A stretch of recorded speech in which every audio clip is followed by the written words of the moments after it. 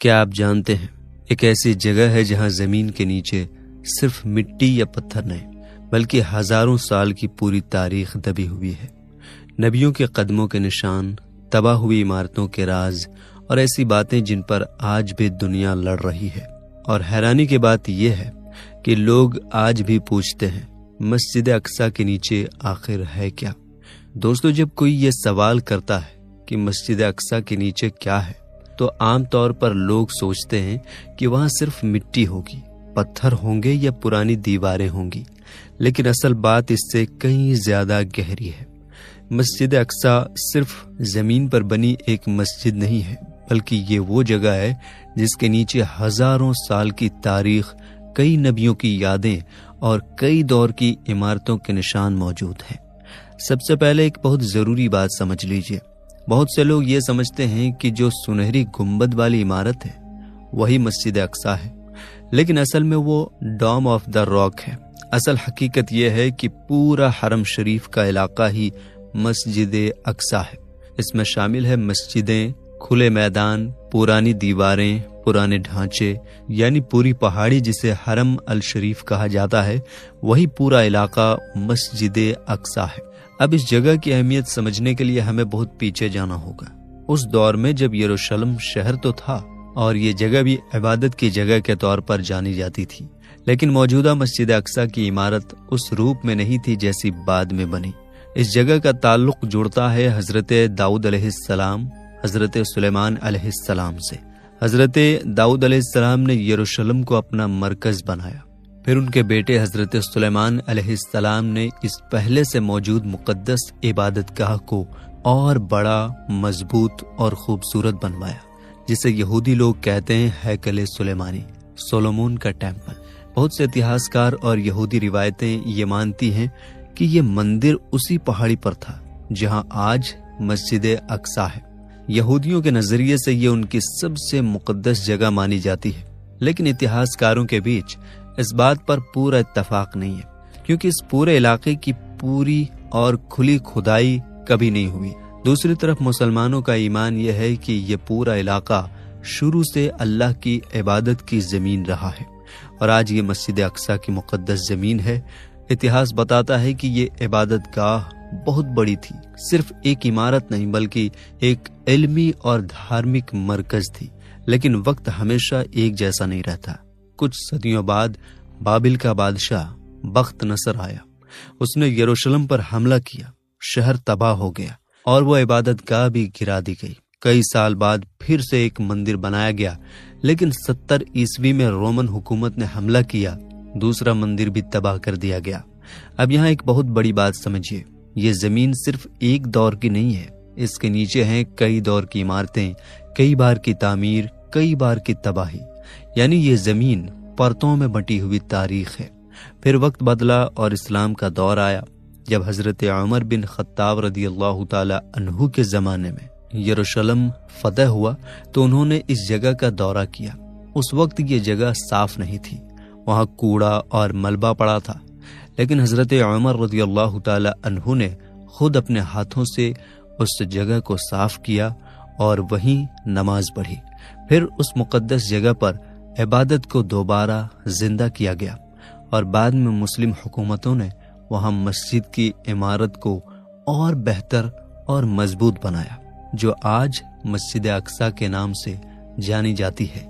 صحیح بخاری کی حدیث 3366 کا مفہوم یہ ہے کہ دنیا کی سب سے پہلی مسجد مسجد حرام کے 40 سال بعد مسجد اقصی بنی، یعنی اس کی اصل بنیاد بہت پہلے سے موجود تھی۔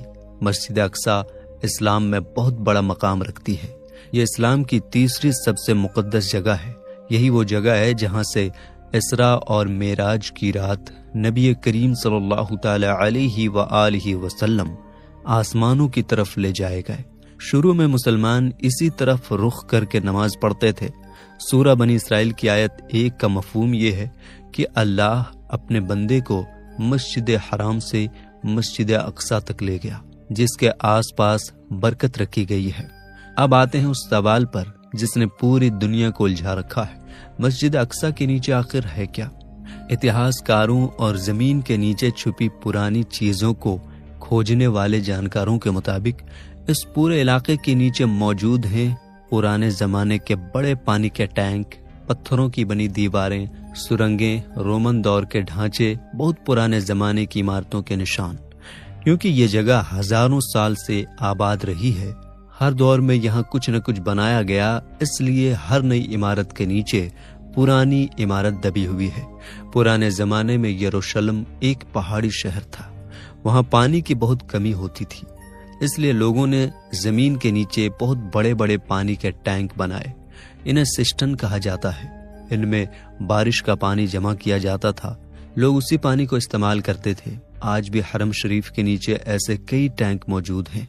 کچھ اتہاسکار کہتے ہیں ان میں سے کچھ بہت پرانے ہیں اور کچھ اسلامی دور میں بنائے گئے۔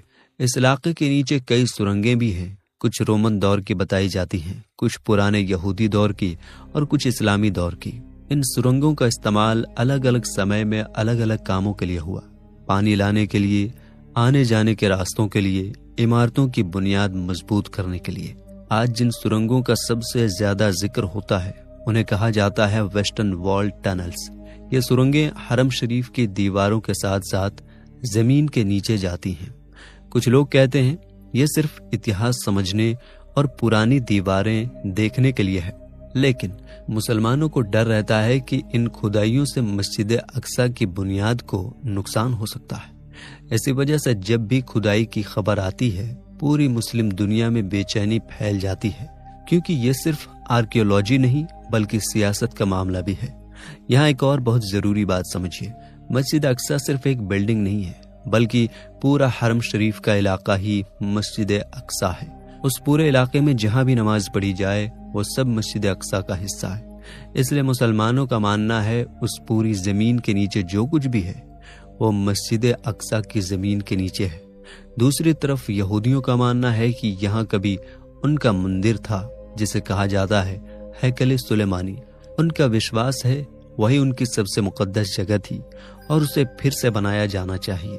اب آپ سمجھ سکتے ہیں، ایک طرف مسلمان، دوسری طرف یہودی، دونوں اس جگہ کو مقدس مانتے ہیں۔ اسی وجہ سے یہ جگہ صرف دھارمک نہیں رہی بلکہ دنیا کی سب سے بڑی سیاسی جگہ بن گئی۔ یروشلم دنیا کے ان شہروں میں سے ہے جس پر پوری دنیا کی نظر رہتی ہے۔ یہاں کی چھوٹی سی گھٹنا بھی پوری دنیا کی خبر بن جاتی ہے۔ 1967 کی جنگ کے بعد یروشلم کا کنٹرول اسرائیل کے پاس آ گیا۔ اس کے بعد مسجد اقصی کا معاملہ اور نازک ہو گیا۔ آج کی استھتی یہ ہے، مسجد اقصی کی دھارمک دیکھ ریکھ جارڈن کے وقف بورڈ کے پاس ہے، جبکہ اس پورے علاقے کی سرکشا اور باہر کا کنٹرول اسرائیل کے ہاتھ میں ہے۔ اسی وجہ سے وہاں جانا، نماز پڑھنا، مرمت کرنا، یہ سب کام کئی بار سیاست سے جڑ جاتے ہیں اور چھوٹی سی بات بھی بڑا مسئلہ بن جاتی ہے۔ کئی بار ایسا ہوا ہے کہ زمین کے نیچے کھدائی کی جگہ سرنگیں بنائی گئی۔ مسلمانوں کو ڈر رہتا ہے اگر زیادہ کھدائی ہوئی تو اوپر کی عمارت کو نقصان ہو سکتا ہے۔ کچھ اتہاسکار کہتے ہیں یہ پہاڑی ایسی ہے جہاں ایک کے اوپر ایک کئی شہر بنے ہوئے ہیں۔ اگر گہرائی میں کھدائی ہو الگ الگ دور کی چیزیں مل سکتی ہیں، دیواریں، پتھر، برتن، سکے، عمارتوں کے نشان۔ اس لیے آرکیولوجسٹ کے لیے یہ جگہ بہت خاص ہے، لیکن مسلمانوں کے لیے یہ صرف اتہاس نہیں، یہ وہ جگہ ہے جہاں نبی کریم صلی اللہ تعالی علیہ وآلہ وسلم گئے، جہاں سے معراج ہوئی، جہاں نبیوں نے نماز پڑھی۔ اس لیے ایک اتہاسکار کو یہاں پتھر دکھتے ہیں لیکن ایک مومن کو یہاں برکت، دعا اور نبیوں کی یاد دکھتی ہے۔ لیکن یہاں ایک بہت بڑی بات ہے، اتنا سب کچھ ہونے کے باوجود آج تک اس جگہ کی پوری کھدائی نہیں کی گئی ہے۔ اب سوال اٹھتا ہے، جب نیچے اتنا اتہاس چھپا ہے تو اسے پوری طرح باہر کیوں نہیں لایا جاتا؟ پوری کھدائی کیوں نہیں ہوتی؟ اس کے پیچھے کئی وجہیں بتائی جاتی ہیں۔ سب سے پہلی وجہ، یہ جگہ بہت مقدس ہے۔ مسلمانوں کا ماننا ہے یہ پورا علاقہ مسجد اقصی ہے، اس لیے زمین کے نیچے بھی کوئی بڑا کام بہت احتیاط سے ہونا چاہیے۔ دوسری وجہ، نقصان کا ڈر۔ اگر زمین کے نیچے زیادہ کھدائی کی جائے تو اوپر بنی عمارتوں کو نقصان ہو سکتا ہے۔ تیسری وجہ، سیاست۔ یہ جگہ پہلے ہی بہت نازک مسئلہ ہے، اس لیے کوئی بھی بڑا قدم پوری دنیا میں اثر ڈال سکتا ہے۔ اب یہاں ایک اور اہم بات سمجھیے، اس جگہ کے نیچے کیا ہے اس کو لے کر الگ الگ لوگوں کی الگ الگ رائے ہے۔ کچھ لوگ کہتے ہیں یہاں نیچے ہیکل سلیمانی کے اصلی نشان موجود ہیں۔ کچھ اتہاسکار کہتے ہیں ابھی تک ایسا کوئی پکا ثبوت سامنے نہیں آیا جس سے پوری یقین کے ساتھ یہ بات کہی جا سکے، اور کچھ باتیں ایسی بھی ہیں جو لوگوں میں مشہور ہیں لیکن ان کا کوئی پختہ ریفرنس صاف طور پر نہیں ملتا۔ اس لیے ایسی باتوں کے بارے میں یہی کہا جاتا ہے حقیقت اللہ بہتر جانتا ہے۔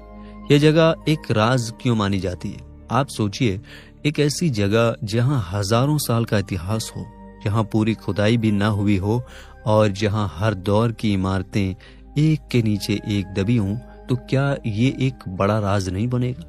اسی وجہ سے بہت سے لوگ کہتے ہیں مسجد اقصی کے نیچے کا پورا سچ آج بھی دنیا کے بڑے رازوں میں سے ایک ہے۔ کچھ لوگ یہ بھی کہتے ہیں اگر کبھی اس جگہ کی پوری کھدائی ہو جائے تو شاید ہمیں مل سکتے ہیں پرانے شہروں کے نشان، بہت پرانے زمانے کی عمارتیں اور کچھ ایسے ثبوت جو اتہاس کو اور صاف کر دیں۔ تو اب جب کوئی پوچھے کہ مسجد اقصی کے نیچے کیا ہے تو جواب صرف اتنا نہیں ہے کہ سرنگیں ہیں، ٹینک ہیں، بلکہ وہاں کچھ باتیں صاف ہیں اور کچھ باتیں ابھی بھی راز ہیں، اور شاید یہی وجہ ہے کہ یہ جگہ آج بھی لوگوں کے دلوں اور دماغ میں اتنی اہم بنی ہوئی ہے۔ اب سمجھتے ہیں اس جگہ کی اصلی حقیقت جو صرف زمین نہیں بلکہ ایمان سے جڑی ہے۔ جب ہم کہتے ہیں کہ مسجد اقصی کے نیچے کئی پرتیں ہیں تو اس کا مطلب یہ ہے کہ یہاں ہزاروں سال سے عمارتیں بنتی رہی، ٹوٹتی رہی، پھر ان کے اوپر نئی عمارتیں بنتی رہی۔ اس لیے آج زمین کے نیچے سرنگیں، دیواریں، ٹینک، پرانے ڈھانچے سب ایک ساتھ موجود ہیں۔ یہ کوئی عام جگہ نہیں ہے۔ اس زمین پر حضرت داؤد علیہ السلام کا دور گزرا، حضرت سلیمان علیہ السلام کا دور گزرا، یہاں کئی نبیوں نے عبادت کی، اور یہی وہ جگہ ہے جہاں سے نبی کریم صلی اللہ تعالی علیہ وآلہ وسلم معراج کے لیے آسمانوں کی طرف لے جائے گئے۔ سورہ بنی اسرائیل کی آیت 1 کا مفہوم یہ ہے کہ اللہ اپنے بندے کو مسجد حرام سے مسجد اقصی تک لے گیا، جس کے آس پاس برکت رکھی گئی ہے۔ ایک اور بہت اہم بات، شروع میں مسلمان مسجد اقصی کی طرف رخ کر کے نماز پڑھتے تھے، اور بعد میں سورہ بقرہ کی آیت 144 کا مفہوم یہ ہے کہ اب تم اپنا چہرہ مسجد حرام کی طرف پھیر لو، یعنی کعبہ کو قبلہ بنا دیا گیا۔ اتہاس بتاتا ہے کہ یہ جگہ ہمیشہ آسان نہیں رہی، یہاں حکومتیں بدلی، جنگیں ہوئی، قبضے ہوئے۔ جب مسلمانوں نے یروشلم فتح کیا، حضرت عمر بن خطاب رضی اللہ تعالی عنہ یہاں آئے۔ انہوں نے کسی محل کو نہیں چنا بلکہ اسی مقدس جگہ کو چنا، خود اپنے ہاتھوں سے صفائی کی، وہاں نماز پڑھی اور اس جگہ کو عزت دی، اور یہیں سے اس مقدس جگہ پر عبادت کو پھر سے زندہ کیا گیا، اور بعد میں مسلم حکومتوں نے اس کی عمارت کو اور بہتر بنایا۔ پھر ایک وقت ایسا بھی آیا جب یہ جگہ مسلمانوں سے چھین لی گئی، لیکن پھر صلاح الدین ایوبی آئے، انہوں نے اس جگہ کو واپس حاصل کیا اور مسجد اقصی کو پھر سے آزاد کرایا۔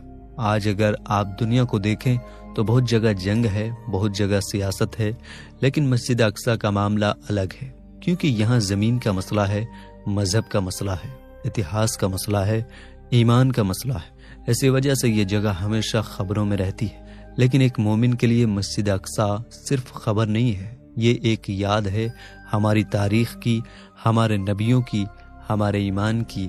اگر کوئی پوچھے مسجد اقصی کے نیچے کیا ہے تو جواب صرف یہ نہیں ہے کہ وہاں سرنگیں ہیں، پرانے پتھر ہیں، بلکہ اصلی جواب یہ ہے وہاں دبی ہے ہزاروں سال کی تاریخ، نبیوں کی یادیں، عبادتوں کی گواہی، کئی دور کی عمارتیں۔